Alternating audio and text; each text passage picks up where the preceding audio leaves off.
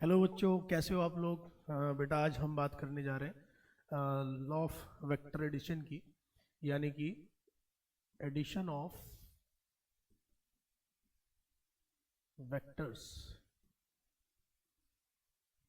देखो बच्चों, addition of vectors में ख़ास बात क्या है, जैसे कि अभी तक हम पढ़ते आ रहे थे कि साहब 2+2 जो है वो 4 होगा, या 3+4 जो है वो 7 हो जाएगा, या फिर 5-2 जो है वो 3 हो जाएगा। ये बहुत सिंपल था, है ना। जो हम अलजेब्रा के रूल्स में पढ़ते हैं, हमें एडिशन सब्ट्रैक्शन सिखाया जाता है। लेकिन बात अब दो वेक्टर क्वांटिटीज़ की है, मतलब हम दो वेक्टर क्वांटिटी को ऐड करना या सब्ट्रैक्ट करना चाहते हैं, तो उसके लिए आपको कुछ रूल्स पढ़ाए जाते हैं जिसे हम रूल्स ऑफ वेक्टर अलजेब्रा बोलते हैं। यानी आज हम जो बात करने जा रहे हैं वो दो वेक्टर क्वांटिटीज़ के एडिशन की बात करने जा रहे हैं। यानी अगर हम दो वेक्टर क्वांटिटी को ऐड करना चाहते हैं तो हम उनको ऐड किस तरह से कर सकते हैं, आज हम इस वीडियो में वो बात करने जा रहे हैं। तो एडिशन ऑफ वेक्टर्स में बेटा हम ये देखेंगे कि there are two laws of vector addition. एक है triangle law of vector addition, triangle law of vector addition, और बेटे दूसरा जो लॉ है वो है parallelogram law of vector addition. सही, यानी दो वेक्टर क्वांटिटीज को हमें ऐड करना है, उसके लिए दो लॉ हमें पढ़ाए गए। हम चाहे तो कोई सा भी लॉ लगाएं, रिजल्ट हमारा बिल्कुल सेम रहेगा, दोनों से सेम रिजल्ट आएगा। तो हम शुरुआत जो करेंगे बेटा अपनी, वो हम पहले शुरुआत करेंगे triangle law of vector addition से। Okay, triangle law of vector addition, ठीक है जी। अब इस लॉ को पहले मैं आपको समझा दूं, है ना, कि ये होता क्या है, बाद में लिखा भी देंगे इसको क्या होता है, लेकिन पहले ये समझते हैं। जैसे मान लीजिए आपको दिया हुआ है, यहाँ पे दो वेक्टर्स दिए हुए हैं बेटा, ये वेक्टर बी दिया हुआ है और ये वेक्टर सर हमको ए दिया हुआ है। ओके, अब मैं इन दोनों वेक्टर को ऐड करना चाहता हूँ। मैं चाहता हूं कि a प्लस बी कर दूं, मैं चाहता हूं कि a और b को ऐड कर दूं। तो जब a और b को ऐड किया जाएगा, यानी दो वेक्टर क्वांटिटीज को ऐड किया जाएगा, तो जो मुझे तीसरी क्वांटिटी मिलेगी वो भी एक वेक्टर होगी। अब सर अगर वो वेक्टर होगी तो उसका कुछ ना कुछ मैग्नीट्यूड भी होगा और उसकी डायरेक्शन भी होगी। हाँ साहब, वो हमें इसके अंदर सीखना है। तो आपसे ये कहा जाता है कि जब भी कभी दो वेक्टर्स को आप ऐड करना चाहते हो और ट्रायंगल लॉ वेक्टर एडिशन का यूज करते हो, तो आप एक काम ये करो कि इन दोनों को, जैसे मैं इसके अंदर निकालना चाहता हूं कि सर a प्लस बी क्या होगा, मैं जानना चाहता हूं कि a प्लस बी क्या होगा।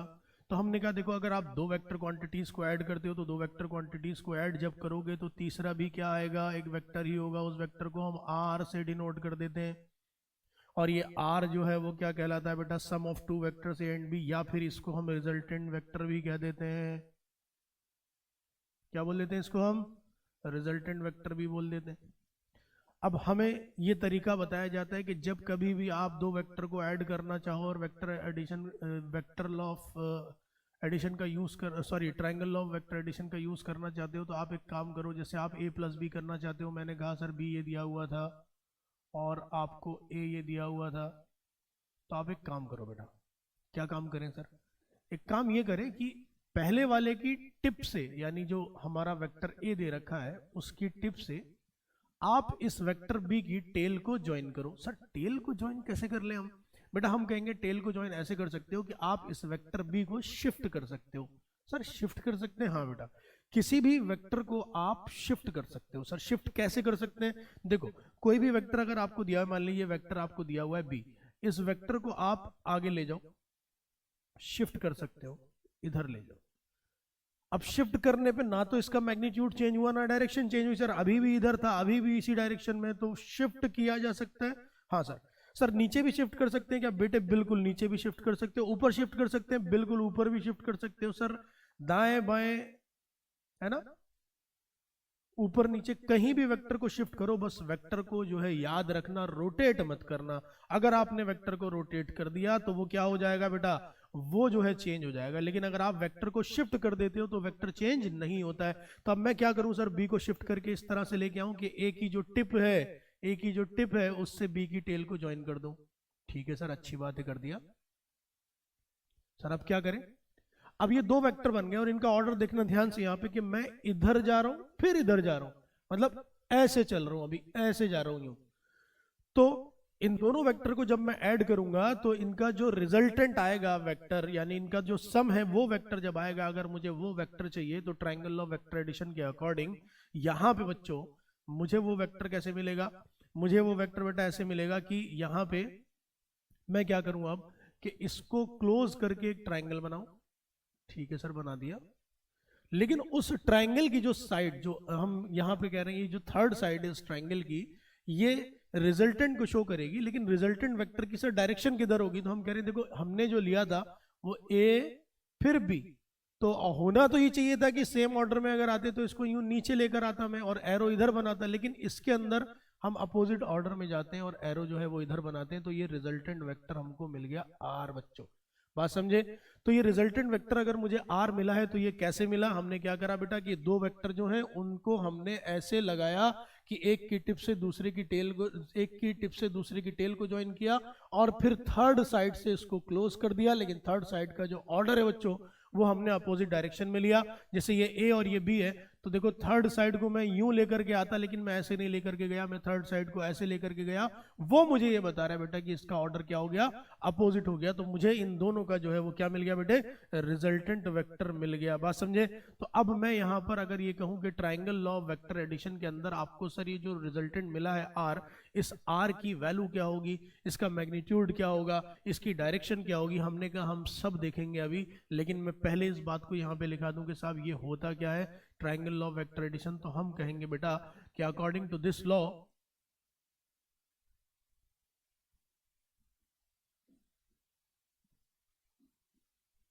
If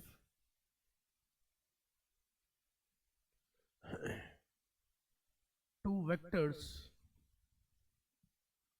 are represented by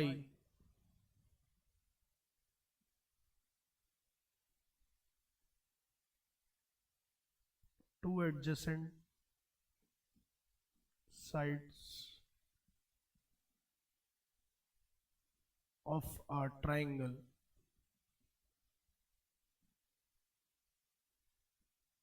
taken in same order।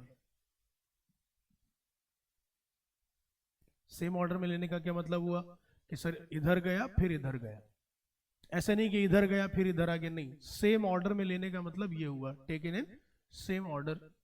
Then the third side of the triangle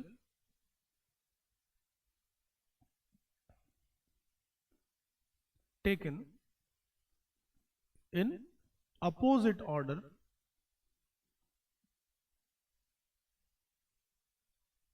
will represent the sum of these two vectors। सम कह दो या रिजल्टेंट, रिजल्टेंट कह दो ऑफ दीज टू वेक्टर्स। अब हम थोड़ा सा आगे बढ़ते हैं बेटे और बात ये करेंगे कि सर अगर ये रिजल्टेंट आया है दो वेक्टर्स का तो इनका जो रिजल्टेंट है इसका मैग्नीट्यूड क्या होगा और इसकी डायरेक्शन क्या होगी बेटा।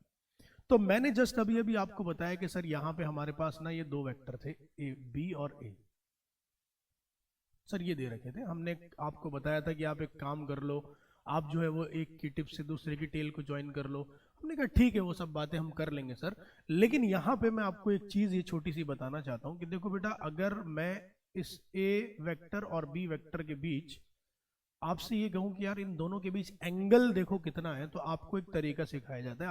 आपसे कहा जाता है कि यार इस बी को शिफ्ट करो, और शिफ्ट करना है, रोटेट नहीं करना है, शिफ्ट करना है। शिफ्ट करके बी की टेल के साथ इसकी टेल को ज्वाइन कर दो और जो भी वेक्टर ये जो भी एंगल इन दोनों के बीच आ रहा है वो ये हमने कह दिया थीटा।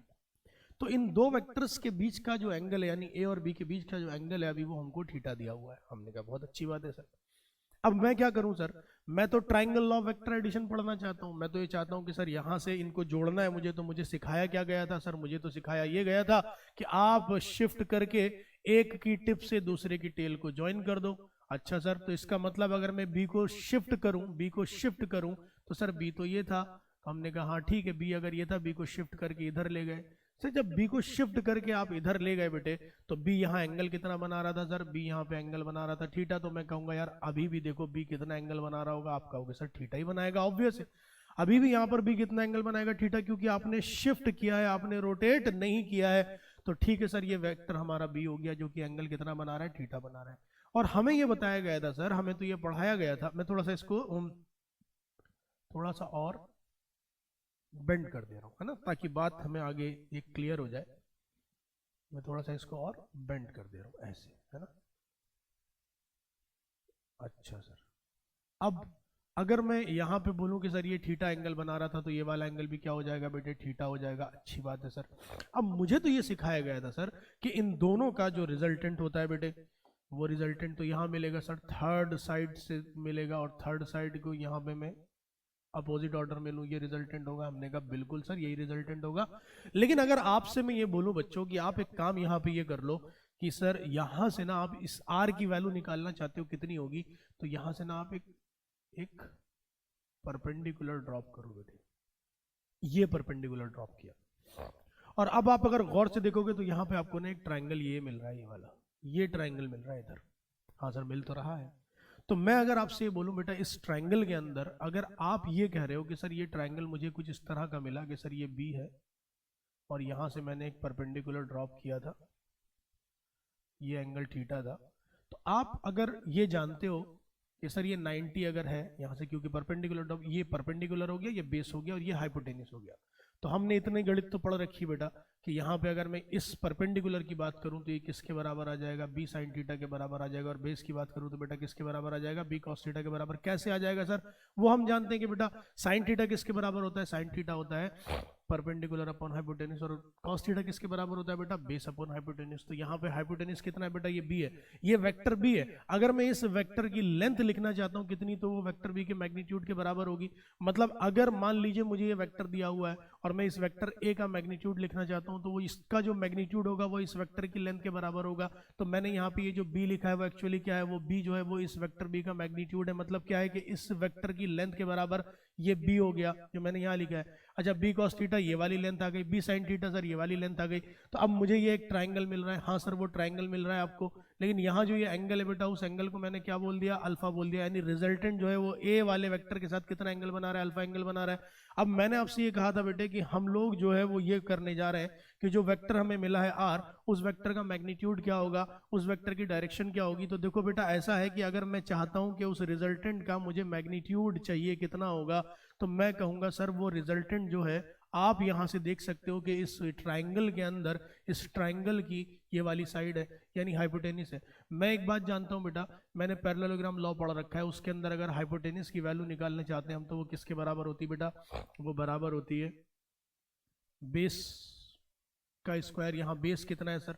तो इसके अंदर अगर आप गौर करो तो इसका बेस जो है बेटा वो कितना हो जाएगा सर? ए तो ये हो जाएगा, और ये वाली लेंथ कितनी हो जाएगी? आप कहोगे सर ये वाली लेंथ जो है ना, वो अभी अभी यहाँ से निकाल के आ रहे हैं बेटा हम, कितनी हो जाएगी? B cos theta. और सर ये वाली लेंथ कितनी हो जाएगी बेटा? अभी अभी जस्ट वहां से निकाला हमने, कितनी हो जाएगी? B sine theta. तो ये आपको मिल गया परपेंडिकुलर। बेस में आपको ए मिलेगा और ये बी मिलेगा, बी कॉस थीटा। तो पूरा बेस जो है वो ये हो जाएगा। तो हमने ये पढ़ा था बेटे कि यहाँ पे अगर हम इसका रिजल्टेंट निकालना चाहते हैं, यानी हाइपोटेनिस निकालना चाहते हैं इसका, तो कितना हो जाएगा? वो हो जाएगा A plus B cos theta का स्क्वायर, यानी बेस का स्क्वायर, प्लस परपेंडिकुलर का स्क्वायर, यानी बी साइन थीटा का स्क्वायर।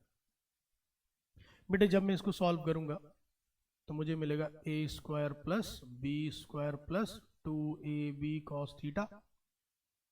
और यहां क्या मिलेगा? सॉरी, बी स्क्वायर में, सॉरी,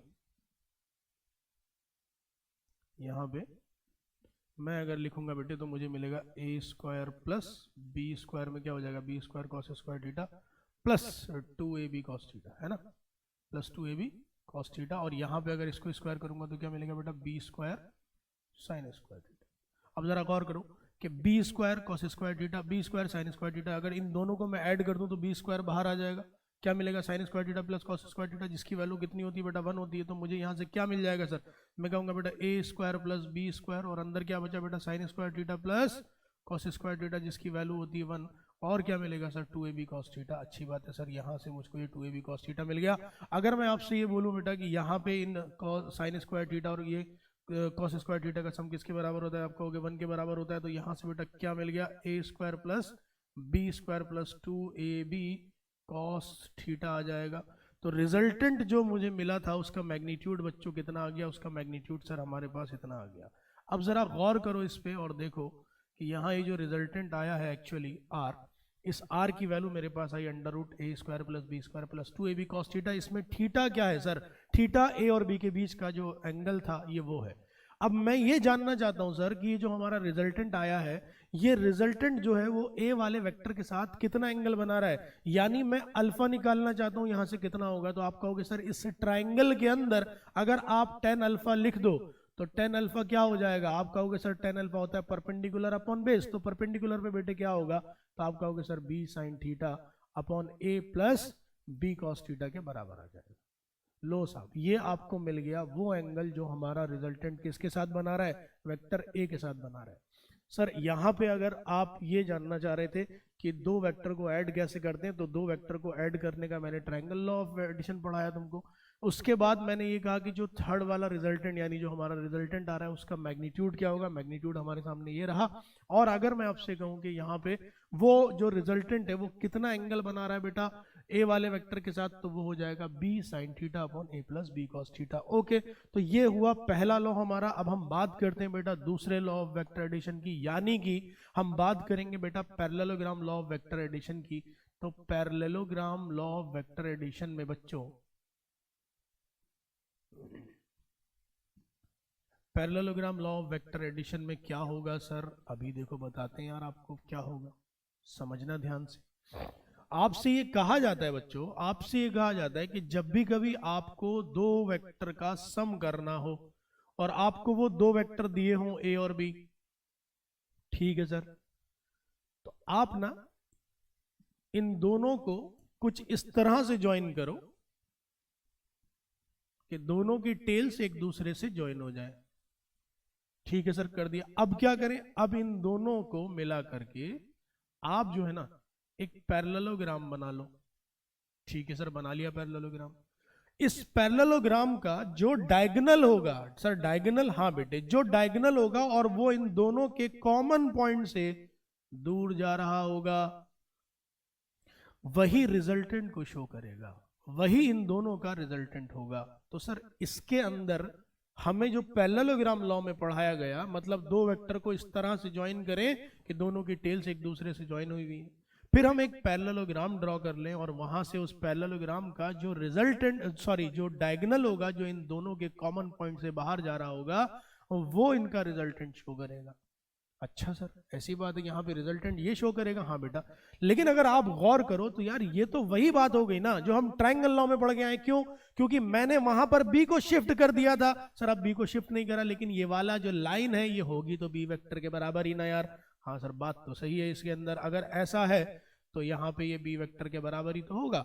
तो है ये एक्चुअली ट्रायंगल लॉ ही, लेकिन हमने इसको क्या बना दिया साहब, parallelogram law of vector addition बना दिया। अब सवाल ये उठता है कि सर यहां पर अगर इस रिजल्टेंट की बात करूं तो इस रिजल्टेंट का मैग्नीट्यूड क्या होगा सर, इसकी वैल्यू क्या हो जाएगी रिजल्टेंट की। हमने कहा देखो भैया, रिजल्टेंट का मैग्नीट्यूड जो है वो यहां पर हो जाएगा a square plus b square plus 2ab cos theta हो जाएगा। अच्छा सर, यहां भी वही रहेगा? हाँ बेटे, यहां भी वही रहेगा, क्योंकि तरीका ही तो अलग है जोड़ने का, वैल्यू तो वही आएगी ना भाई। मतलब तो वही होगा ना कि दो वेक्टर को ऐड करना है मुझे, तो वैल्यू थोड़ी चेंज हो जाएगी, तो वैल्यू भी वही रहेगी। दूसरी बात सर, अगर मैं ये कहूं कि यहाँ पे ये जो हमारा वेक्टर था, अब ये वेक्टर जो रिजल्टेंट है वो a के साथ कितना एंगल बनाएगा, हमने कहा यार देखो वो भी चेंज नहीं होगा, वो भी उतना ही रहेगा। सर कितना रहेगा?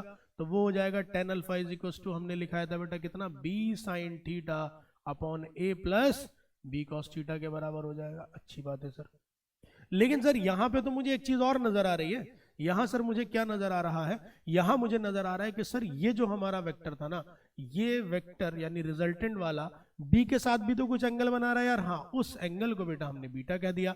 अब मुझे बताना है कि सर वो बीटा कितना होगा, तो देखो बच्चों ऐसा है कि वो tan बीटा जो होगा ना, यानी बी वाले वेक्टर के साथ ये रिजल्टेंट कितना बनाएगा, बस कुछ नहीं करना है, जहां बी है वहां पे ए कर देना,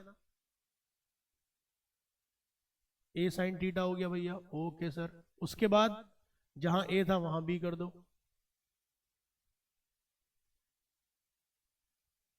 कॉस थीटा, समझे बच्चों। तो ये हो गया भैया हमारा ये हो गया हमारा रिजल्टेंट का एंगल, सॉरी रिजल्टेंट वेक्टर का एंगल, जो ये किससे बना रहा है, जो ये बी से बना रहा है, मतलब दो वेक्टर को ऐड करना। अब मैं यहाँ पे अगर जानता हूं कि साहब दो वेक्टर को ऐड करने के मेरे पास दो तरीके हैं, एक है triangle law of vector addition और एक है बेटा parallelogram law of vector addition. दोनों से ही जो रिजल्टेंट आया है उसका मैग्नीट्यूड ये आएगा, जो रिजल्टेंट है वो ए के साथ कितना एंगल बनाएगा, तो बी साइन थीटा अपॉन ए प्लस बी कॉस थीटा। जो रिजल्टेंट आया है वो बेटा बी के साथ कितना एंगल बनाएगा, वो यहाँ आ गया हमारे पास ये, इसमें A sine theta upon B plus A cos theta. तो ये दो वेक्टर्स का एडिशन हमने यहाँ पे सीखा। इसके अंदर मैं आपको बस एक छोटी सी बात यहाँ ये बताता रहा हूँ, चलो बेटा, कि देखो ऐसा है कि अगर दो वेक्टर्स की बात हो रही है ना, और दो वेक्टर का मैं वेक्टर एडिशन करना चाहता हूँ, तो मैं यहाँ पे आपको बस एक छोटी सी बात सिखा दूं कि जब भी कभी आप दो वेक्टर को ऐड करते हो, जैसे मान लीजिए आपने ए और बी दो वेक्टर लिए, तो आप देखोगे कि यहां साफ साफ क्लियरली मुझे नजर आ रहा है कि इसका मैग्नीट्यूड ज्यादा है, इसका मैग्नीट्यूड कम है, यानी बी का मैग्नीट्यूड कम है। अगर मैं रिजल्टेंट बनाऊं इन दोनों का, मैं इनके दोनों का रिजल्टेंट लेना चाहूं, क्या होगा, तो देखो बच्चों रिजल्टेंट जो आएगा इनका आर, वो यहां आएगा, हाँ सर आएगा। तो अब ये बताओ कि रिजल्टेंट ज्यादा किसकी तरफ बेंट है, ए वाले की तरफ या बी वाले की तरफ, तो आप कहोगे सर ये रिजल्टेंट जो है ना वो ज्यादा किसकी तरफ बेंट है, ए वाले की तरफ बेंट ज्यादा है। और अगर मैं आपसे ये बोलूं बेटा कि यहाँ पे अगर पूछूं आपसे कि अल्फा ज्यादा होगा या बीटा ज्यादा होगा, तो आप कहोगे सर ऑब्वियसली दिख रहा है कि अल्फा कम होगा और बीटा ज्यादा होगा, तो यहाँ पे मैं बोल दूंगा कि सर बीटा जो है एंगल वो ज्यादा है किससे, अल्फा से। लेकिन कब, जब ए का मैग्नीट्यूड क्या है, ज्यादा है बेटा किससे, बी वाले के मैग्नीट्यूड से। इसी तरह से बच्चों अगर मैं आपसे ये बोलूं कि सर यहाँ पे अगर मान लीजिए बी का जो मैग्नीट्यूड था वो ज्यादा था और ए का मैग्नीट्यूड क्या था सर, कम था, यानी ए जो है हमने वो ऐसे बना दिया। अब मैं तुमसे कहूं कि ट्रायंगल इसमें पैरेललोग्राम बनाओ, तो आप कहोगे सर पैरेललोग्राम तो ये बन गया। अब मैं कहूं बेटा यहाँ पे रिजल्टेंट बनाओ जरा, तो आप कहोगे सर रिजल्टेंट तो ये आ गया इसका। अच्छा सर, अब अगर मैं एंगल पूछूं यहाँ पे क्या होगा, तो आप बोलोगे देखिए सर ऐसा है कि ये वाला एंगल जो है वो अल्फा हो गया, और आप बोलोगे सर ये वाला एंगल जो है वो क्या हो गया, बीटा हो गया। तो बताओ मैं पूछूं कौन ज्यादा होगा, अल्फा ज्यादा होगा कि बीटा ज्यादा होगा, आपको सर क्लियरली दिख रहा है कि अल्फा ज्यादा होगा, किससे, बीटा से। लेकिन यहाँ पे ये भी तो दिख रहा है ना कि बी का मैग्नीट्यूड ज्यादा है किससे। तो आप एक कॉमन बात याद रखोगे क्या, कि सर रिजल्टेंट उसकी तरफ ज्यादा बेंट होगा जिसका मैग्नीट्यूड ज्यादा है। अब देखो बी का ज्यादा है तो बी की तरफ ज्यादा बेंट है, ए का मैग्नीट्यूड ज्यादा है तो ए की तरफ ज्यादा बेंट है। तो ये वेक्टर लॉ ऑफ एडिशन में हमने यहाँ पे एक बात ये सीखी। यहाँ पे एक क्वेश्चन आता है बेटा ये एस सी वर्मा में इस तरह का कि ये जो हमें रिलेशन दे रखा है यहाँ पे, वो कौन सा वाला रिलेशन ट्रू होगा। तो आप एक बात याद रखिएगा बस इसके अंदर, जो मैंने अभी यहाँ पे आपको बताई, तो ये वेक्टर लॉ ऑफ एडिशन हो गया, यानी दो वेक्टर को ऐड करना हमने यहाँ पे अभी सीखा। अब हम दो से ज्यादा वेक्टर अगर आपको दे दे तो उनको ऐड करने का क्या तरीका होगा बेटा, वो अगर मैं आपसे पूछूं क्या होगा, तो देखो जब हम बात करें addition of more than two vectors, यानी मैं अब बात करने जा रहा हूं बेटा addition of more than two vectors, तो देखो addition of more than two vectors. बच्चों अगर मैं दो से ज्यादा वेक्टर को ऐड करना चाहूं तो क्या होगा, जैसे मान लीजिए आपको दो तीन वेक्टर दे दिए, तीन वेक्टर दे दिए, एक वेक्टर ए दे दिया बेटा, दूसरा वेक्टर आपको दे दिया बी, और बेटा तीसरा वेक्टर आपको दे दिया यहाँ पे सी, और आप इन तीनों को ऐड करना चाह रहे हो, यानी आप निकालना चाह रहे हो सर ए प्लस बी प्लस सी क्या होगा। तो मैं कह रहा हूं उसको तरीका ये होता है कि आप जो है एक सीक्वेंस में, यानी ए वेक्टर लो, उसके बाद अगर आपको बी लिखना है तो आप वो बी वेक्टर लो, और बी ऐसे लो कि एक की टिप से दूसरे की टेल को ज्वाइन करो। सर आपको तीसरा वेक्टर दिया हो इसलिए हमने कहा कोई बात नहीं, तीसरा वेक्टर भी लो और तीसरा वेक्टर भी उसी ऑर्डर में लो कि बी की टिप से सी वाले की टेल को ज्वाइन कर दो। अगर एक चौथा वेक्टर भी दे रखा है कोई डी, सब मान लीजिए डी ये दे रखा, हमने कहा कोई बात नहीं सर डी को भी ले लेंगे, जितने आ सकते हैं आ जाए, हमने डी को भी ले लिया और सेम ऑर्डर में लिया कि एक की टिप से दूसरे की टेल, एक की टिप से दूसरे की टेल, एक की टिप से दूसरे की टेल। जब ये हमने बना दिए तो अगर मुझे रिजल्टेंट चाहिए तो रिजल्टेंट के लिए क्या करना है, कुछ नहीं करना है सर, एक क्लोज फिगर बना देनी है और वो साइड जो इसको क्लोज करेगी वही इनके रिजल्टेंट को शो करेगी। ओके, अब यहां से एक इंपॉर्टेंट रिजल्ट निकल करके आता है कि सर मान लीजिए अगर 3 वेक्टर मिल करके या 4 वेक्टर मिल करके या 5 वेक्टर मिल करके एक क्लोज फिगर बना दें। जैसे मान लीजिए सर ये 2 वेक्टर दिए होते, ये ए दिया हुआ था आपको, सर ये वेक्टर बी दिया हुआ था आपको, और बेटा ये एक मान लीजिए हमको एक वेक्टर सी दिया हुआ था। हमें कहा अच्छा अगर हमें इन्हें जोड़ना है यानी हमें ए प्लस बी प्लस सी करना है सर, तो क्या होगा, तो हम कह रहे हैं हमने क्या करा सर, हमने इनका एक की टिप से दूसरे की टेल को ज्वाइन किया और दूसरे की टिप से तीसरे की टेल को ज्वाइन किया, और हमने देखा कि यार इन्होंने तो क्लोज फिगर बना दी, तो क्लोज फिगर बना दी तो मुझे तो क्लोज करने के लिए क्लोजिंग साइड मिली ही नहीं सर कोई जिसे मैं रिजल्टेंट कह सकता था। तो यहां पे अब क्या होगा, जब मुझे क्लोजिंग ये तीनों ने क्लोज फिगर बना दी तो इनका जो रिजल्टेंट आएगा बेटा वेक्टर, रिजल्टेंट क्या होगा बेटा, वो 0 हो जाएगा या नल वेक्टर हो जाएगा। बात समझे, क्योंकि इसमें क्लोज फिगर बना रहे हैं। तो यहां पे अगर आप गौर करो कि क्लोज फिगर बना रहे हैं तो क्लोज फिगर कब बना रहे होंगे, तो हम बोलेंगे बेटा क्लोज फिगर तब बनाते हैं जब तीनों वेक्टर एक दूसरे के साथ इक्वल एंगल पर हो। यानी कहने का मतलब यह है कि अगर आपसे ये बोला जाए कि जैसे मान लीजिए मैं ये बोलूं कि ये वेक्टर ए था, इसके साथ वेक्टर बी जो है वो 120 एंगल बना रहा था, तो मैं बोलूं सर एक वेक्टर सी ले लूं और वो वेक्टर सी इस बी वाले के साथ 120 बना रहा हो और ए वाले के साथ भी 120 बना रहा हो, तो इन तीनों को अगर मैं बोलूं और तीनों का मैग्नीट्यूड बराबर हो, यानी तीनों का मैग्नीट्यूड क्या हो बेटा, बराबर हो, ए का मैग्नीट्यूड बराबर हो किसके, बी के मैग्नीट्यूड के, बराबर हो किसके, सी के मैग्नीट्यूड, यानी इक्वल मैग्नीट्यूड हो और इक्वल एंगल सबटेंड कर रहे हो एक दूसरे के साथ, तो इन तीनों का जो रिजल्टेंट आएगा याद रखिएगा वो 0 होगा। तो यहां पे एक कॉमन बात लिख लेते हैं हम कि the sum of all the vectors equal in magnitude and separated at same angle with each other, then the resultant of these vectors will be 0।